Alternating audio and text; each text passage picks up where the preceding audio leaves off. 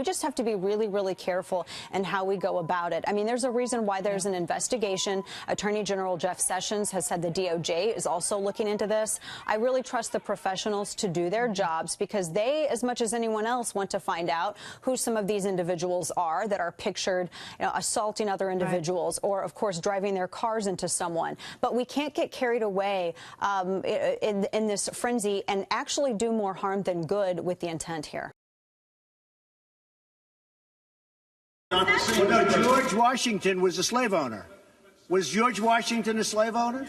So will George Washington now lose his status? Are we going to take down? Excuse me. Are we going to take down statues to George Washington? How about Thomas Jefferson? What do you think of Thomas Jefferson? You like him? Okay, good. Are we going to take down the statue? Because he was a major slave owner. Now we're going to take down his statue. So you know what? It's fine. You're changing history, you're changing culture, and you had people, and I'm not talking about the neo-Nazis and the white nationalists, because they should be condemned totally. But you had many people in that group other than neo-Nazis and white nationalists, okay? Now on the still unsolved murders of 2 young girls in Indiana earlier this year. The lead detective investigating the killings of Abby Williams and Libby German says police have more audio connected to the case. It comes from Libby's phone, which was found at the scene. Investigators say the suspect approached the girls while they were walking on a trail in Delphi back in February, and Libby started recording his voice on her phone. Police say they also have DNA evidence from the scene, plus this artist's sketch. They've conducted hundreds of interviews, but they still want people with information on the murders to come forward. Hello, everybody. Great to be back in New York with all of our friends and some great friends outside the building, I must tell you. I want to thank all of our distinguished guests who are with us today, including members of our cabinet, Treasury Secretary Stephen Mnuchin, OMB Director Mick Mulvaney, and of course our Transportation Secretary, who's doing a fabulous job, Elaine Chao. Thank you all for doing a really incredible and creative job on what we're going to be discussing today, which is infrastructure. We've just had a great set of briefings upstairs on our infrastructure agenda. My administration is working every day to deliver the world-class infrastructure that our people deserve and, frankly, that our country deserves.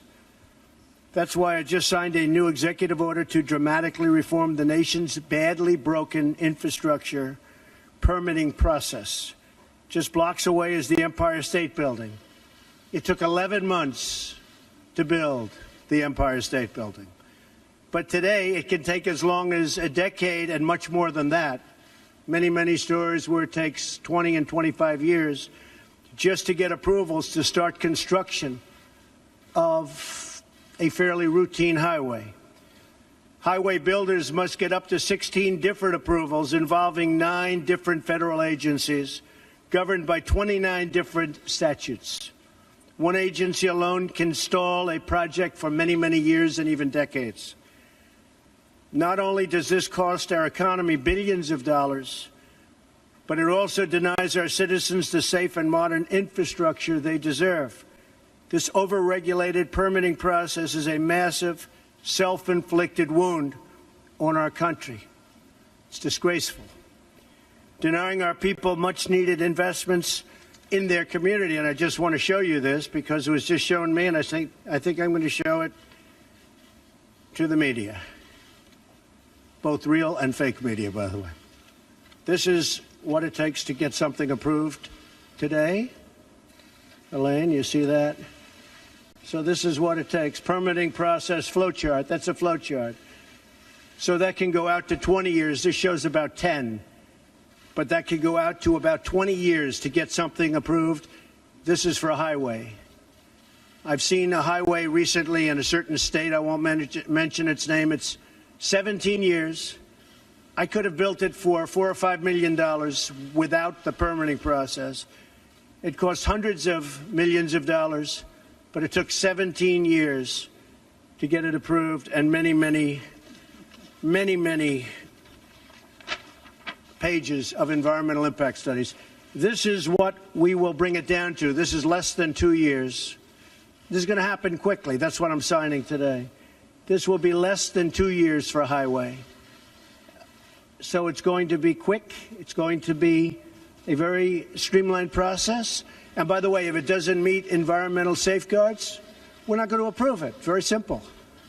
We're not going to approve it. So this is just, maybe this one will say, let's throw the other one away. Would anybody like it from the media? Would anybody like that long, beautiful chart? You can have it. So my executive order also requires agencies to work together efficiently by requiring one lead agency for each major infrastructure project. It also holds agencies accountable if they fail to streamline their review process. So each agency is accountable. We're going to get infrastructure built quickly, inexpensively, relatively speaking, and the permitting process will go very, very quickly. No longer will we tolerate one job-killing delay after another. No longer will we accept a broken system that benefits consultants and lobbyists at the expense of hardworking Americans. Now, I knew the process very well, probably better than anybody. I had to get permits for this building and many of the buildings I built, all of the buildings I built in Manhattan and many other places. And I will tell you that the consultants are rich people. They go around making it very difficult. They lobby Congress. They lobby state governments, city governments to make it very difficult so that you have to hire consultants and that you have to take years and pay them a fortune. So we're streamlining the process, and we won't be having so much of that anymore. No longer will we allow the infrastructure of our magnificent country to crumble and decay. While protecting the environment, we will build gleaming new roads, bridges, railways, waterways, tunnels, and highways. We will rebuild our country with American workers, American iron, American aluminum, American steel. We will create millions of new jobs and make millions of American dreams come true. Our infrastructure will again be the best in the world. We used to have the greatest infrastructure anywhere in the world, and today we're like a third world country. We are literally like a third world country. Our infrastructure will again be the best, and we will restore the pride in our communities, our nation, and all over the United States we'll be proud again. So I want to thank everybody for being here. God bless you. God bless the United States. And if you have any questions, we have, Mick, you could come up here, please. Come on up. Mick Mulvaney. If you have any questions, please feel free to ask. Why do you think these CEOs are leaving your manufacturing council? Because they're not taking their job seriously as it pertains to this country. We want jobs, manufacturing in this country.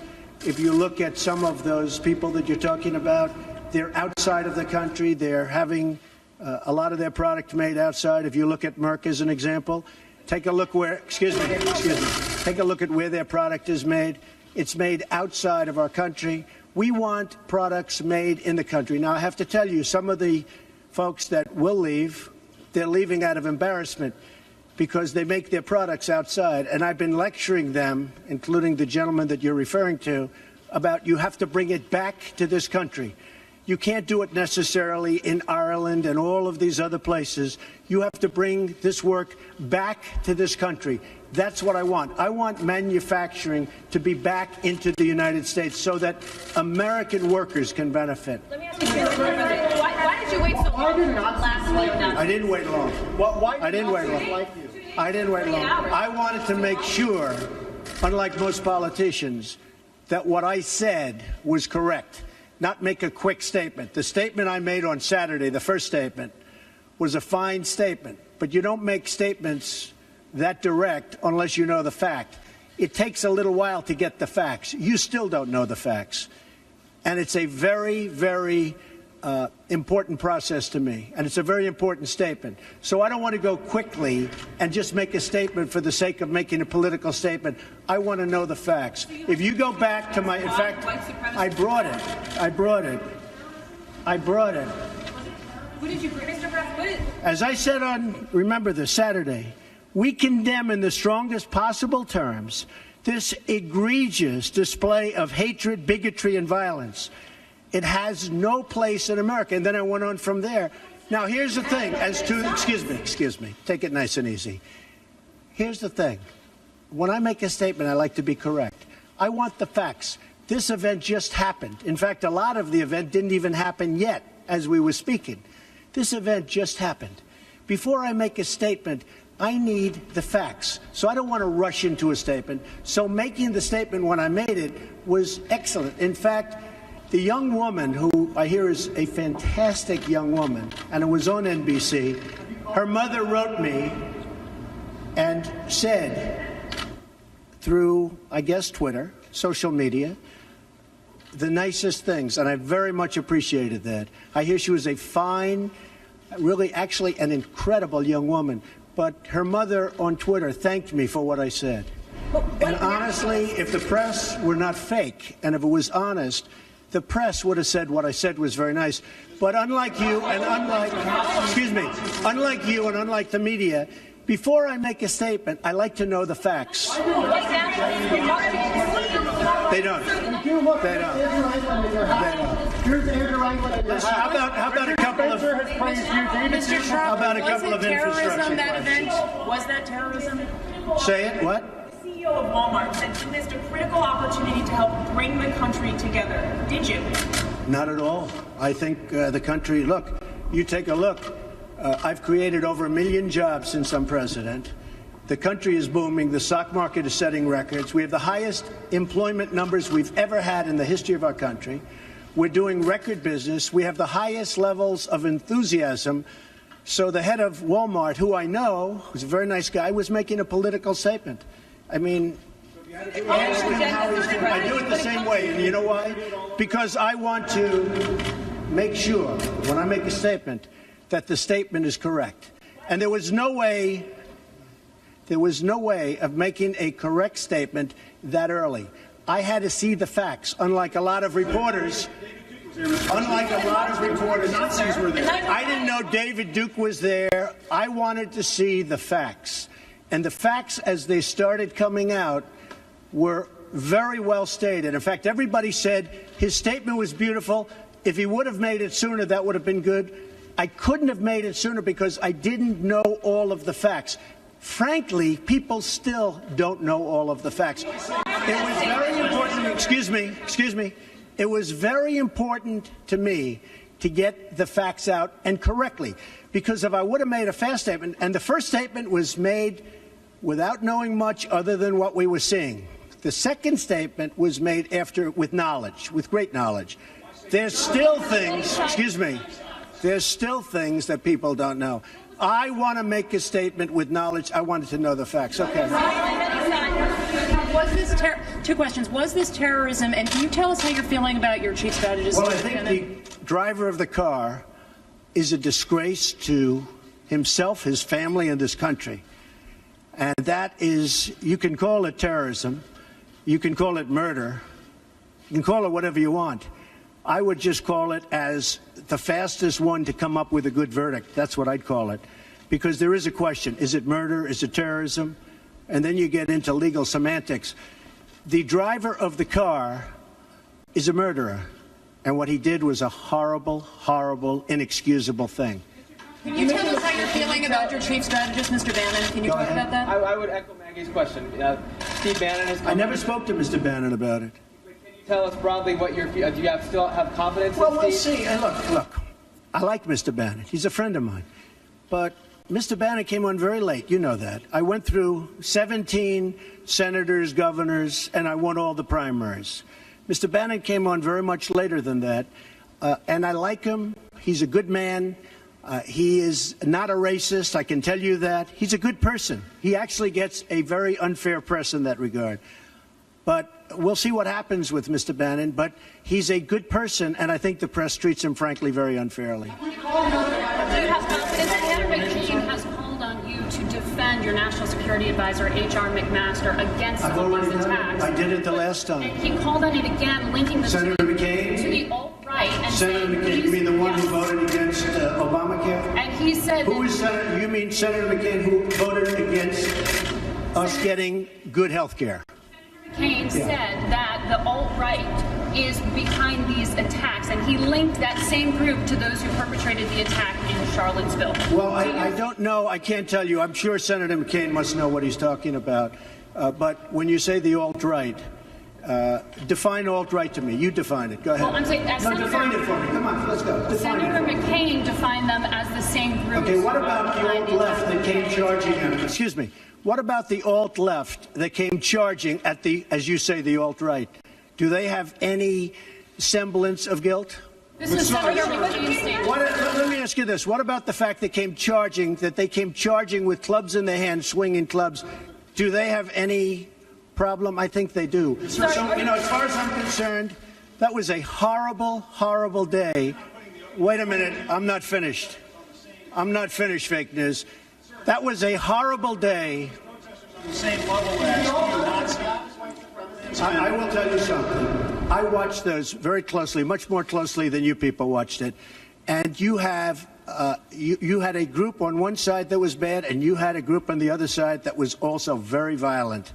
And nobody wants to say that, but I'll say it right now. You had a group on the other side that came charging in without a permit, and they were very, very violent.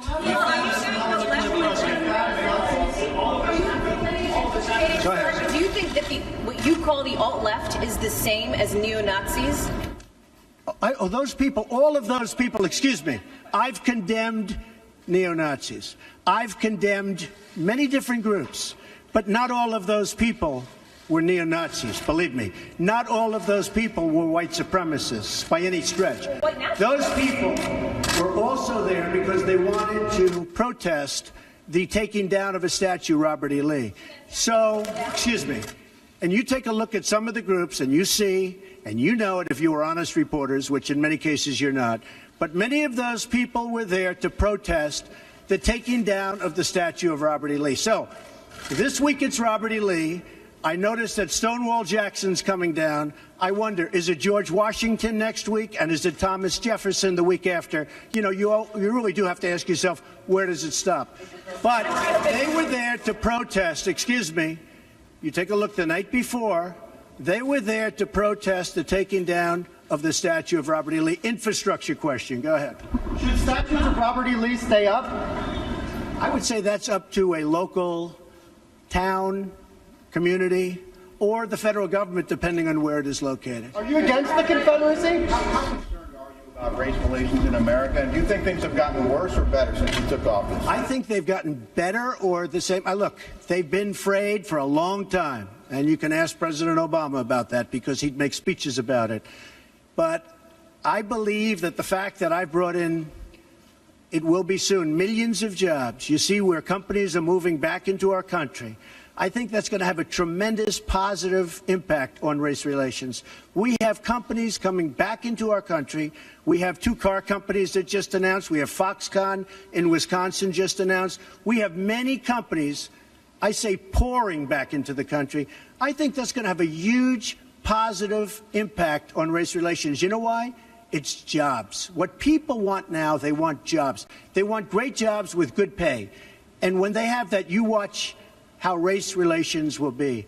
And I'll tell you, we're spending a lot of money on the inner cities. We're fixing the inner cities. We're doing far more than anybody's done with respect to the inner cities. It's a priority for me, and it's very important. Mr. President, are you putting what you're calling the alt-left and white supremacists on the same moral plane?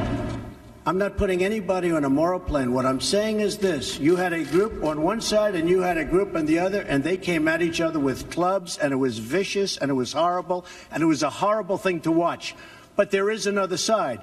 There was a group on this side, you can call them the left, or you've just called them the left, that came violently attacking the other group. So you can say what you want, but that's the way it is. It's on both sides, sir. You said there was hatred, there was violence on both sides. Well, I do think there's blame. Yes, I think there's blame on both sides. You look at both sides. I think there's blame on both sides, and I have no doubt about it, and you don't have any doubt about it either. And if you reported it accurately, you would say. Kill the person. Heather hired Charlottesville. They showed up in Charlottesville to protest. Excuse me. They didn't put themselves down as you. And you had some very bad people in that group. But you also had people that were very fine people on both sides. You had people in that group, excuse me, I saw the same pictures as you did. You had people in that group that were there to protest the taking down of, to them, a very, very important statue and the renaming of a park from Robert E. Lee to another name. George Washington was a slave owner. Was George Washington a slave owner? So will George Washington now lose his status? Are we going to take down, excuse me, are we going to take down statues to George Washington? How about Thomas Jefferson? What do you think of Thomas Jefferson? You like him? Okay, good. Are we going to take down the statue? Because he was a major slave owner. Now we're going to take down his statue. So you know what? It's fine. You're changing history, you're changing culture, and you had people, and I'm not talking about the neo-Nazis and the white nationalists, because they should be condemned totally. But you had many people in that group other than neo-Nazis and white nationalists, okay? And the press has treated them absolutely unfairly. Now, in the other group also, you had some fine people, but you also had troublemakers, and you see them come with the black outfits and with the helmets and with the baseball bats. You had a lot of bad people in the other group too. Treated unfairly, sir. I'm sorry, I just didn't understand what you were saying. You were saying the press has treated white nationalists unfairly? No, I just didn't understand what you were saying. No. There were people in that rally, and I looked the night before. If you look, there were people protesting very quietly the taking down of the statue of Robert E. Lee. I'm sure in that group there were some bad ones. The following day it looked like they had some rough, bad people, neo-Nazis, white nationalists, whatever you want to call them. But you had a lot of people in that group that were there to innocently protest and very legally protest because, you know, I don't know if you know, they had a permit. The other group didn't have a permit. So I only tell you this, there are two sides to a story. I thought what took place was a horrible moment for our country, a horrible moment. But there are two sides to the country. Does anybody have a final? Does anybody have? You have an infrastructure. What makes you think you can get an infrastructure bill? You didn't get health care. Well, you know, I'll tell you. We came very close with health care. Unfortunately, John McCain decided to vote against it at the last minute. You'll have to ask John McCain why he did that. But we came very close to health care. We will end up getting health care. But we'll get the infrastructure, and actually infrastructure is something that I think we'll have bipartisan support on. I actually think Democrats will go along with the infrastructure. President, have you spoken to the family? Have you spoken to the family of the victim of the car attack? No, I'll be reaching out. When will you be reaching out? I thought that the statement put out, the mother's statement, I thought was a beautiful statement. I was telling you, it was something that I really appreciated. I thought it was terrific, and really under the kind of stress that she's under and the heartache that she's under, I thought putting out that statement to me was really something I won't forget. Thank you all very much. Thank you. Thank you. Do you plan to go to Charlottesville, Mr. President? Do you think you're helping to heal the nation? I own a house in Charlottesville. Will you go to? Does anyone know I own a house in Charlottesville? Where is it? Oh boy, it's going to be. It's in Charlottesville. You'll see. Is it near the winery or something? It is the winery. Will you go visit the people? Will you go to visit to try to? I mean, I know a lot about Charlottesville. Charlottesville is a great place that's been very badly hurt over the last couple of days. I own actually one of the largest wineries in the United States. It's in Charlottesville. What do you think needs to be done to overcome the racial divides? Well, I really think jobs can have a big impact. I think if we continue to create jobs, over 1 million, substantially more than 1 million, and you see just the other day, the car companies coming in with Fox, Fox. I think if we continue to create jobs at levels that I'm creating jobs, I think that's going to have a tremendous impact, positive impact on race relations. And what you said today, how do you think that will impact the racial? Because the people are going to be working, they're going to be making a lot of money, much more money than they ever thought possible. I mean, your remarks and that's going to happen. And the other thing, very important, I believe wages will start going up. They haven't gone up for a long time. I believe wages now because the economy is doing so well with respect to employment and unemployment, I believe wages will start to go up. I think that'll have a tremendously positive impact on race relations. Why have figures been drawn to you, Mr. President? Was Trump Tower wiretap?